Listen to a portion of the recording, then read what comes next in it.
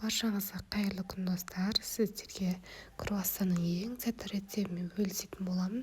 Ол үшін ыдысымызға жылы сүт, 1 шай қасық дрожж, қант және 1 жұмыртқамызды салып, венчикпен жақсылап араластырамыз.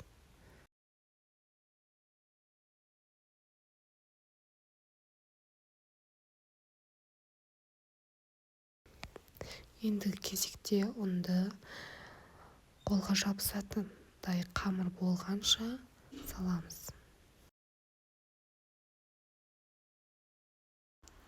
3 ас қасық сұйық май салып, қамырды біріктіреміз.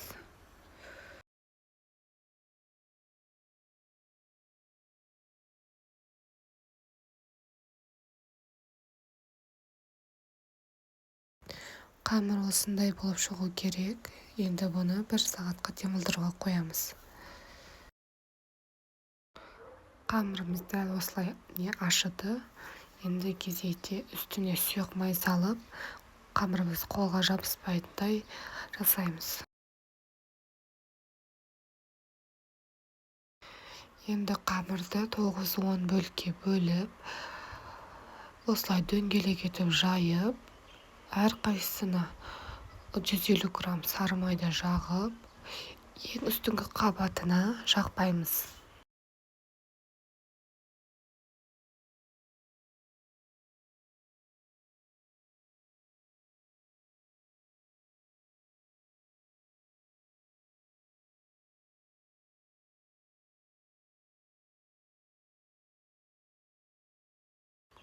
Дәл видеодағыдай ең үстіңгі қабатына жақпаймыз.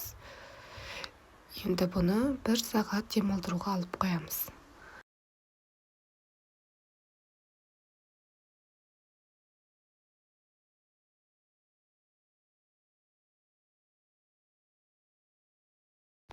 Демалған қамырды дөңгелек етіп жайып, осылай 4 бөлікке бөліп, одан 12 бөлікке бөліп аламыз.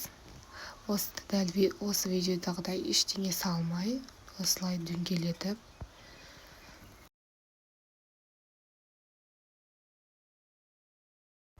Қамырдың үстіне 1 жұмыртқа мен сүтімізді жағып, оны тағы да 1 сағат демалдыруға алып қоямыз. 180 градуста 20-30 минут пісіріп аламыз.